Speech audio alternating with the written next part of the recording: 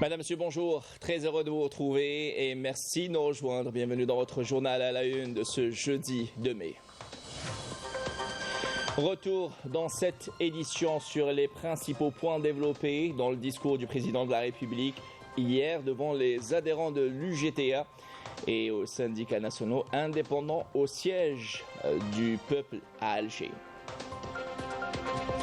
Et dans l'actualité internationale, 9 Palestiniens sont tombés en martyrs dans un bombardement au nord du camp de Nusayrat suite à une série de missiles lancés par l'aviation sioniste qui continue ses attaques barbares. Et malgré une résolution d'un cessez-le-feu immédiat au Conseil de sécurité et sa comparution devant la Cour internationale de justice.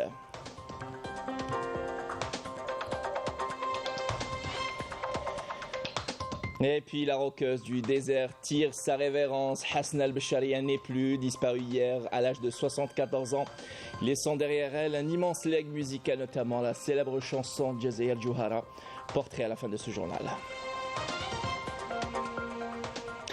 Voilà pour l'essentiel de l'actualité en titre. Bienvenue à vous tous. Tout d'abord, le président de la République, Abdelmajid Tebboune, a présidé hier à la Maison du Peuple à Alger la cérémonie de célébration de la Journée internationale des travailleurs. À cette occasion, pour le président de la République de donner un discours portant de messages forts aux travailleurs et travailleuses. Retour sur les principaux points développés avec Badia Amarni. Dans son discours devant les adhérents à l'UGTA et aux syndicats nationaux indépendants, le président de la République, Abdelmajid Tebboune, a affirmé que l'Algérie se porte bien aujourd'hui grâce aux résultats obtenus ces dernières années à la faveur des décisions prises dans tous les domaines, notamment économiques et sociaux. Toutes les décisions ont été prises au mieux des intérêts des travailleurs et de l'édification d'une Algérie forte, a-t-il souligné. Dans le même sillage, le président de la République a affirmé qu'il veillait personnellement à améliorer le contenu du statut particulier et du régime indemnitaire des corps spécifiques de l'éducation nationale, soulignant que ce statut doit être spécifique à l'éducateur et non aux fonctionnaires. Il a indiqué avoir demandé au ministre de l'Éducation nationale de présenter un projet de statut spécifique à l'éducateur et à l'enseignant et non pas aux fonctionnaires, à même de garantir tous les droits de l'enseignant. Le président de la République a par ailleurs annoncé des augmentations des retraites et des allocations de retraite allant de 10 à 15% qui seront approuvées lors de la prochaine réunion du Conseil des ministres, réaffirmant à cette occasion l'attachement au caractère social de l'État découlant des principes de la déclaration du 1er novembre 1954. Pour le président de la République, la prochaine foire de la production algérienne illustrera clairement les changements positifs qu'a connus le pays. Il ne s'agit pas de simples slogan, mais de réalisation aux résultats tangibles sur le terrain, a-t-il soutenu. Et de rappeler à ce propos que les industries manufacturières, désormais à 95% algériennes, jouissent d'une protection juridique, indiquant que l'Algérie se lancera dans la production de sucre fin 2024 ou début 2025.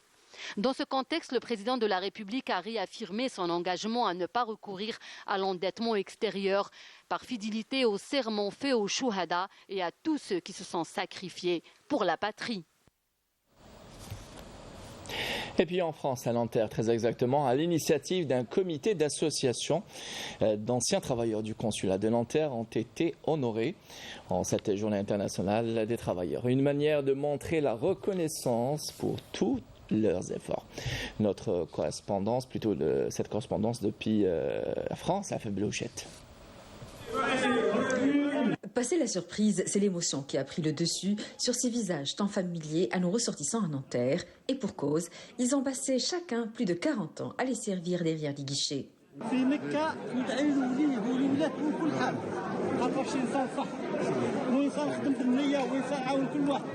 Sous le you-you, applaudissements et larmes de joie, un hommage appuyé a été rendu à ces retraités du consulat à Nanterre en présence du consul et de plusieurs personnalités de la circonscription. Je venais quand même de Melun à 86 km le matin et 86 km le soir. Mais j'ai assumé jusqu'au bout. Ça fait 49 ans de consulat. Une bonne équipe, une famille. Je suis très fière de mon pays. J'ai représenté mon pays pendant plus d'une trentaine d'années. J'en étais fière avec ce qu'on a vécu, ce qu'on n'a pas vécu, des bons moments, des mauvais, des douleurs, des pleurs. Mais franchement, je suis fière d'être algérienne. Si la cérémonie a eu lieu au siège du consulat, elle n'a pas été l'initiative de l'administration qui, évidemment, l'a plébiscitée. En effet, la démarche revient au collectif des associations des habitants des Hauts-de-Seine qui tenaient à honorer ces retraités du consulat qui les ont vus grandir. Effectivement, il y a une grande histoire entre la population, plutôt la communauté à Nanterre, et le consulat. C'est plus une famille. Ça nous arrive de faire 2 fois des matchs ensemble. Ça nous arrive de nous rencontrer dans des mariages, à l'extérieur, dans des cafés, et on discute des problèmes comme n'importe quelle personne. Donc, et Nanterre, ça a toujours une spécificité, de par l'histoire de Nanterre vis-à-vis de l'Algérie. Une histoire évoquée par la députée Sabrina Sebaihi à l'origine de la résolution votée au Sénat français sur la reconnaissance des massacres du 17 octobre 61, présente lors de cette cérémonie aux côtés d'autres personnalités symboliques associées à cet événement. L'Algérie revient et suit la route de mon époux, le président Boumedienne, Allah yarhamou. Nous avons de très grands espoirs parce que notre pays se développe et que nous souhaitons la réussite de notre pays. Il y a de véritables projets. Un sentiment de fierté partagé et un espoir porté par tous. Et dans un autre volet, le recrutement des titulaires de maîtrise et de doctorat dans les universités algériennes est parmi les grands acquis obtenus, ce qui constitue un gain pour le développement de la recherche scientifique sur la base de l'égalité des chances. Un exemple aujourd'hui depuis la wilaya de Djelfa, un reportage signé Mohamed Chouki Bounif, commentaire Malika Bellal. Mon parcours scolaire a débuté dans la wilaya de Djelfa. J'y ai obtenu mon baccalauréat ainsi qu'un diplôme en génie électrotechnique. J'ai également étudié à l'université de Djelfa. Ensuite, je suis partie à l'étranger pour une thèse de doctorat à l'université de Sichuan à Chengdu en Chine. C'est ici que commence l'histoire du professeur Ayoub, originaire de la ville de Djelfa, qui a poursuivi ses études dans l'une des universités chinoises pour obtenir un doctorat. Cette dernière lui a ouvert la possibilité d'enseigner à la faculté des sciences exactes de l'université de Djelfa suite à la décision de l'État de recruter des diplômés universitaires. Pendant mes études en Chine, j'ai entendu parler du souhait du président Abdelmadjid Tebboune de recruter dans les universités algériennes les cadres et les compétences algériennes à l'étranger. Cela a vraiment été un gain pour le pays. Dans la faculté de médecine de Djelfa, ce professeur s'engage à développer et à améliorer les compétences des étudiants, tant sur le plan théorique que pratique. En ouvrant ces facultés de médecine et d'autres spécialités, le président de la République a mis en avant l'université algérienne. Nous avons effectué nos études dans des universités algériennes et là, nous sommes recrutés comme enseignants au niveau de l'université de Djelfa depuis septembre. Je suis très honorée et je remercie le président de la République qui nous a donné cette opportunité. Ces réalisations qui visent à faire de l'université algérienne un incubateur de talents dans tous les domaines avec des qualifications scientifiques de haut niveau. Et par ailleurs, dans l'actualité internationale, à New York, l'Assemblée générale des Nations unies a tenu une réunion hier soir autour de l'utilisation de droits de veto par les États-Unis au Conseil de sécurité s'opposant au projet d'adhésion de la Palestine en tant que membre à part entière aux Nations Unies. À l'occasion, le représentant de l'Algérie à l'Assemblée générale des Nations Unies a réaffirmé le ferme soutien de l'Algérie à la demande de la Palestine d'adhésion comme membre à part entière aux Nations Unies. On l'écoute.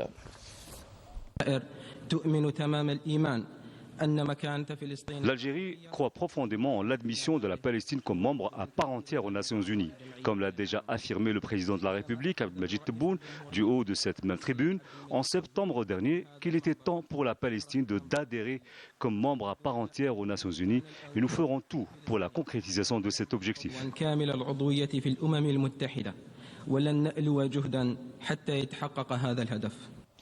Et l'actualité internationale, toujours dominée par ce génocide commis par l'armée d'occupation sioniste dans la bande de Gaza où chaque jour des dizaines de Palestiniens tombent en martyrs. Point de la situation avec Yasmine Saoudi.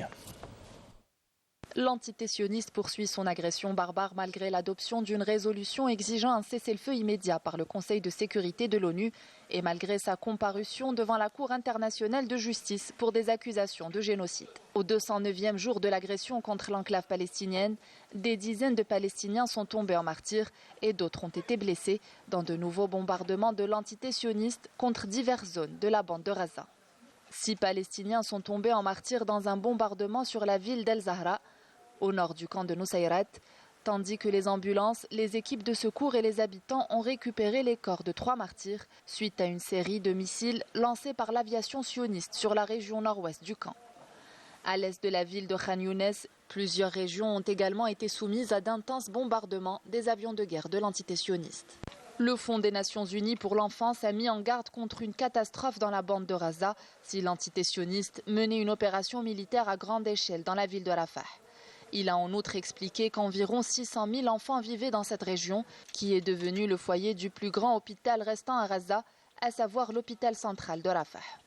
Selon les données palestiniennes et de l'ONU, l'agression génocidaire sioniste contre Gaza a fait plus de 112 000 victimes entre martyrs et blessés, pour la plupart des enfants et des femmes, et environ 10 000 disparus dans un contexte de famine et de destruction massive. Retour chez nous, c'est ouvert à Alger hier le festival de la street food d'Alger où pendant 4 jours la promenade des Sablettes accueille des amateurs et professionnels de cuisine rapide et facile mais aussi culinaire. Une première en Algérie qui promet de drainer beaucoup de monde, de dire Hamouche. La promenade des Sablettes s'est transformée en un véritable carrefour gastronomique. Au menu de ce premier festival de la street food d'Alger, une variété de plats des 4 coins du monde, proposés aux amateurs des découvertes des cuisines du monde et de la cuisine de rue. Un événement culinaire hors pair qui a ravi le palais de plus d'un.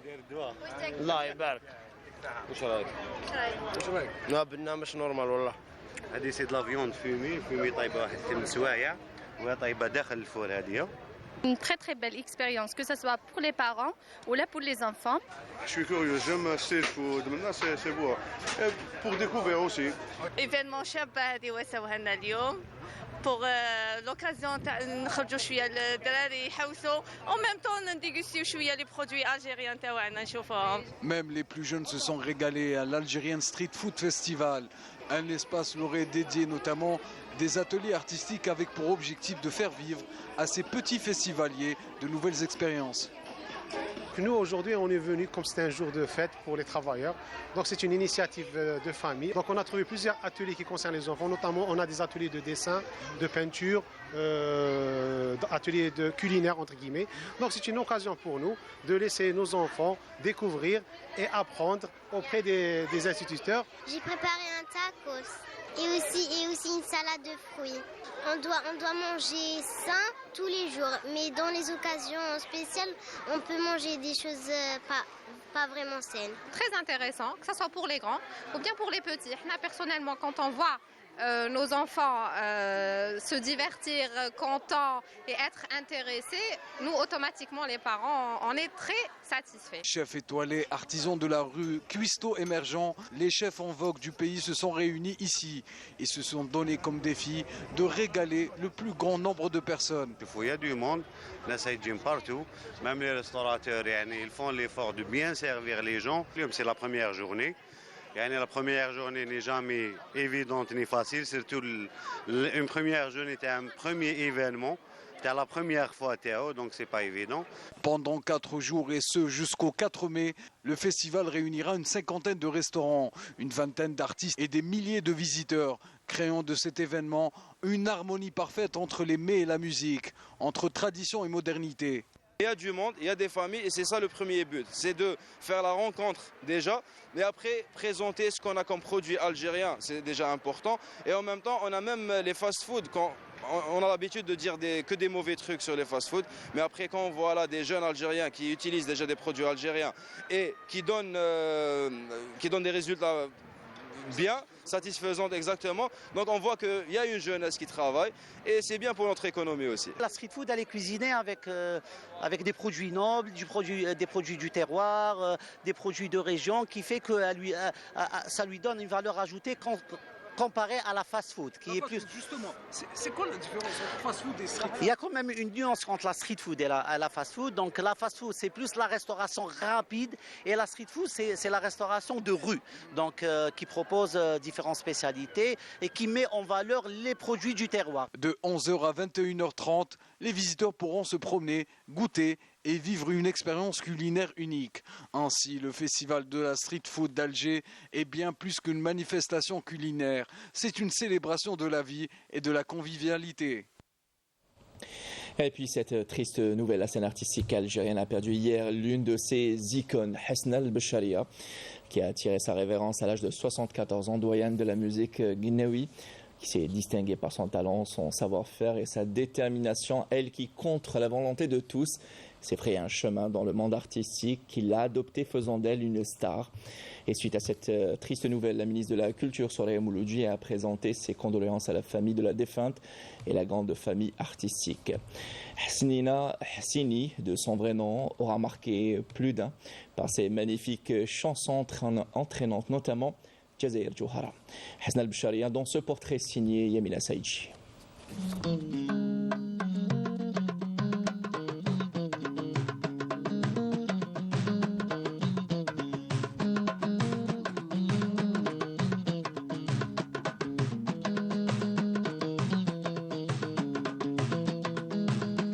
La roqueuse du désert, une figure emblématique de la musique diwan, laisse derrière elle un héritage musical qui a transcendé les frontières et marqué les esprits à travers le monde. Native de Béchar en 1950, Hasna El-Besharia est considérée comme l'une des plus grandes voix féminines de sa génération, en s'imposant comme la seule femme jouant du goumbri, instrument réservé traditionnellement aux ma'alim, maîtres du genre.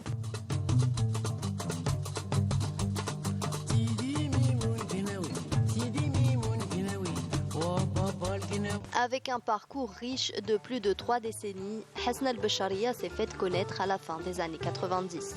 Son album El Jazair Jouhara, édité en 2002, lui a valu un succès retentissant, y compris en dehors des auditoires du Diwan. En 2017, l'artiste a été décoré de la médaille de l'Ordre du Mérite National au rang de Hachir, décernée à des hommes de lettres, de l'art, des chercheurs et des académiciens.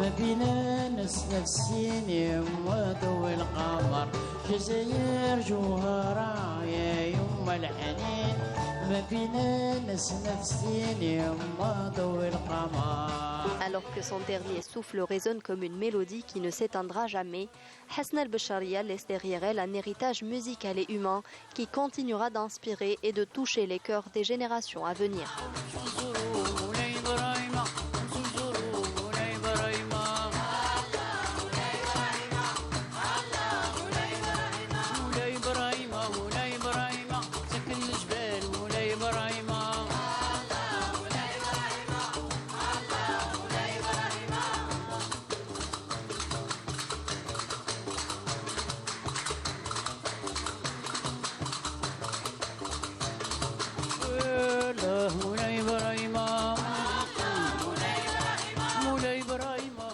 Et pour rappel, la défunte sera inhumée cet après-midi après la prière d'Al-Asr dans sa ville natale à Béchar.